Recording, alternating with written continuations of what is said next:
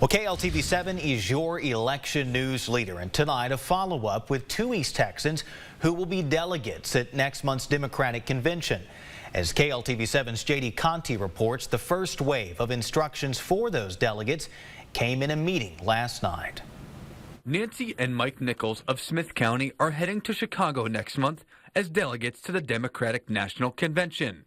Last night, they met with the other 271 Texas delegates virtually. Our Texas delegation is the third largest in the country. So this was a really big, exciting meeting, and it gave us good direction. Their votes were previously pledged to President Biden. Delegates voted almost unanimously to endorse Vice President Kamala Harris. As of right now, the DNC plans to hold a virtual roll call to nominate their presidential pick before the convention begins. But that could change. The party's rule committee plans to meet Wednesday night to finalize how the convention will work. We don't know yet until after Wednesday. According to an Associated Press survey of delegates, Vice President Harris has over 3,000 delegates on her side. She only needs 1,976.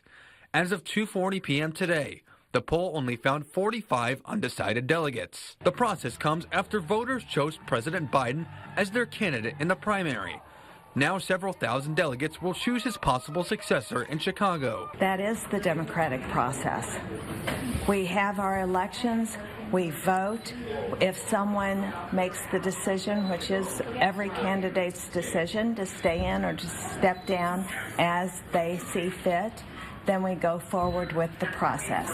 And in this case, the process has to do with delegation. JD Conti, KLTV7 News. And the Democratic National Convention is set to happen in Chicago next month, beginning August 19th.